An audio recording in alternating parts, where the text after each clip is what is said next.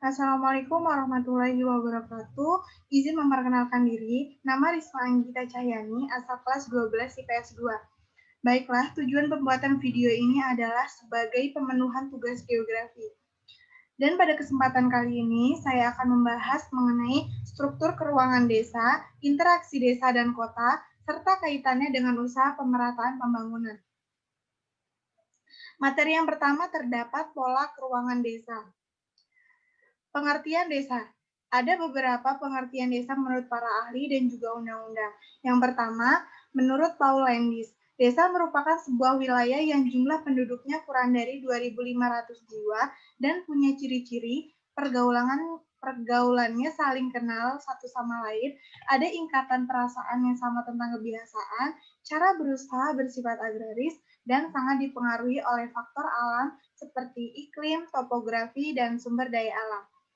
Yang kedua, menurut Undang-Undang Nomor 32 Tahun 2004 tentang Pemerintahan Daerah. Desa adalah kesatuan masyarakat hukum yang punya batas-batas wilayah yang berwenang untuk mengatur dan mengurus kepentingan masyarakat setempat berdasarkan asal-usul dan adat istiadat setempat yang diakui dan dihormati dalam sistem pemerintahan negara kesatuan Republik Indonesia. Yang ketiga, menurut Bintarto, desa merupakan suatu perwujudan atau kesatuan geografi, ekonomi, politik, sosial, dan kultural yang ada di suatu daerah dalam hubungan. Daerah ini pun punya pengaruh secara timbal balik dengan daerah lain di sekitarnya. Baiklah, dari ketiga pengertian desa di atas dapat disimpulkan bahwa desa merupakan suatu daerah yang jauh dari keramaian kota dan sebagian besar masyarakatnya mempunyai mata pencaharian sebagai petani. Selanjutnya ada unsur-unsur desa. Unsur desa yang pertama yaitu wilayah. Wilayah di sini meliputi letak, bentuk, maupun topografi. Yang kedua ada penduduk. Penduduk di sini meliputi jumlah, kepadatan penduduk, persebaran penduduk, maupun mata pencaharian penduduk. Yang ketiga ada tata kehidupan. Tata kehidupan di sini meliputi adat istiadat, norma, maupun sifat kekeluargaan dan gotong royong. Selanjutnya ada tahap perkembangan desa.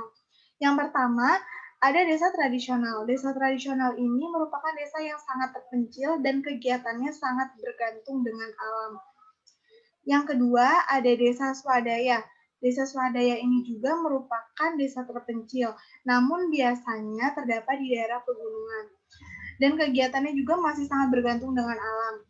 Adat istiadatnya juga masih sangat mengikat, dan tingkat pendidikannya masih sangat rendah. Selanjutnya ada desa swakarya. Desa swakarya ini merupakan desa yang sudah lebih maju. Jadi di sini adat istiadatnya mulai mengalami perubahan dan juga budaya luar sudah mulai masuk sehingga dapat merubah pola pikir. Selanjutnya ada desa swasembada. Desa swasembada adalah desa yang sudah maju dan biasanya terletak di dekat kota. Desa swasembada ini sudah memperhatikan tentang pentingnya kesehatan dan tingkat pendidikannya juga sudah cukup tinggi. Selanjutnya ada karakteristik desa. Yang pertama ada Gemeinschaft atau paguyuban, yang kedua ada gotong royong, yang ketiga ada homogen, yang keempat ada toleransi sosial kuat, yang kelima ada proses sosial lambat, yang keenam ada tergantung pada alam, dan yang ketujuh yaitu mobilitas penduduk rendah. Selanjutnya ada potensi desa. Jadi potensi desa ini terdiri dari dua macam, yaitu potensi fisik dan potensi non-fisik. Sekarang potensi fisik yang pertama yaitu tanah. Tanah merupakan faktor yang penting bagi penghidupan dari warga desa, seperti digunakan untuk lahan pertanian maupun perladangan. Yang kedua ada air. Air itu digunakan untuk memenuhi kehidupan sehari-hari. Yang ketiga ada manusia. Manusia ini sebagai tenaga kerja. Yang keempat ada cuaca dan iklim, yaitu memiliki peran penting bagi warga desa. Yang kelima ada ternak, yaitu sebagai sumber tenaga hewan. Selanjutnya ada potensi non-fisik. Yang pertama, masyarakat desa yang hidup secara bergotong royong menjadi kekuatan produksi serta pembangunan desa. Yang kedua, aparatur desa atau pamong desa yang bekerja secara maksimal menjadi sumber ketertiban serta kelancaran pemerintahan desa. Yang ketiga, lembaga sosial desa menjadi pendorong partisipasi warga desa dalam kegiatan pembangunan desa secara aktif. Selanjutnya ada materi pola keruangan desa. Yang pertama, pola memusat.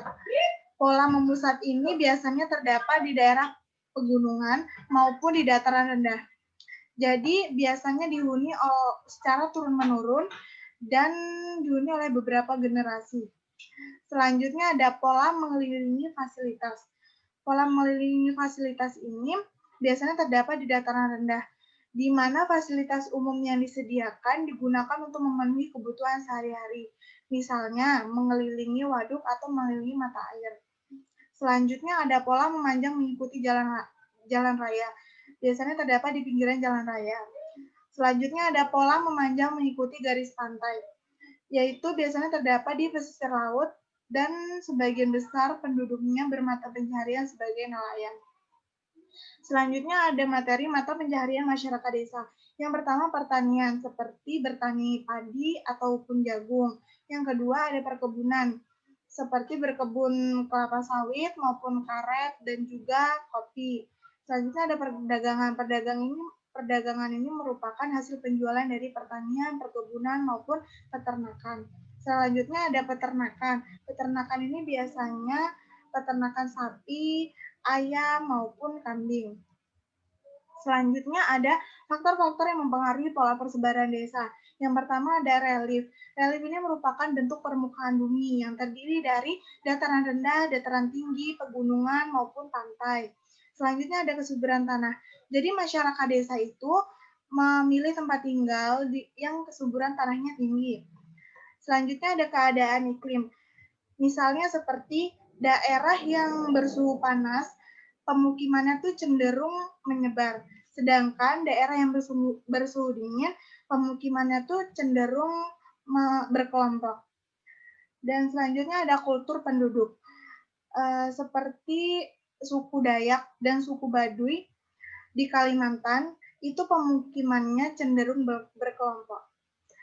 Selanjutnya ada materi kaitan potensi desa dalam perkembangan desa dan kota. Yang pertama, desa sebagai sumber bahan mentah maupun bahan pangan bagi kota. Yang kedua, desa berfungsi sebagai sumber tenaga kerja bagi kota. Yang ketiga, desa sebagai mitra pembangunan bagi kota. Baiklah, sekian video yang dapat saya sampaikan tentang materi desa. Saya akhiri, wassalamualaikum warahmatullahi wabarakatuh.